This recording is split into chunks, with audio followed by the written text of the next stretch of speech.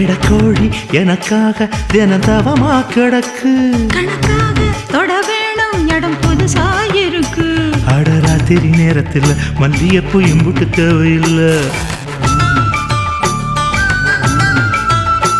அடி ஆத்தாடி ஆம்பளைக்கு புத்தியில விவரம் எட்டவில்லை